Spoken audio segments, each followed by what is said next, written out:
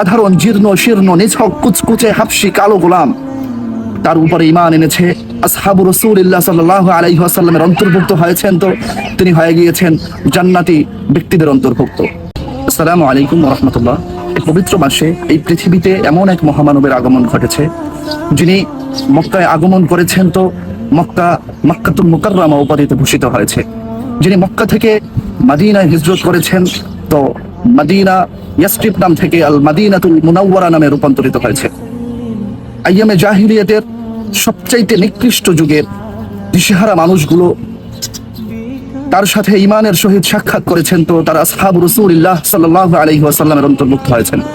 যার ফলে পবিত্র কালামুল্লাহ শরীফের মধ্যে তাদের শানে ইরশাদ হয়েছে, রাদিয়াল্লাহু আনহুম ওয়া রাদু আন। তিনি একটি জীর্ণ শীর্ণ সাধারণ মদিনার মাটিতে সিজদা দিয়েছেন, তো সেটা হয়ে গিয়েছে মসজিদুন নববী সাল্লাল্লাহু আলাইহি ওয়াসাল্লাম। যার কারণে সেখানে কোনো নামাজ আদায়কারী ব্যক্তি যদি 1 রাকাত নামাজ আদায় করে, 1 রাকাত নামাজের বিনিময়ে তার আমল নামায় 1000 রাকাতের সওয়াব দান করা হয়। তার পরিবারের অন্তর্ভুক্ত হয়েছেন, তো তারা হয়ে গিয়েছেন আহলে বায়াত।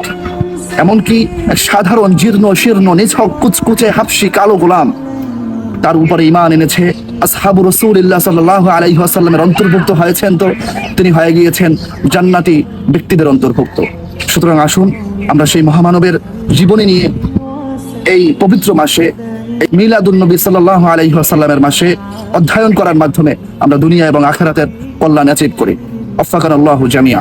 আসসালামু আলাইকুম ওয়া রাহমাতুল্লাহ।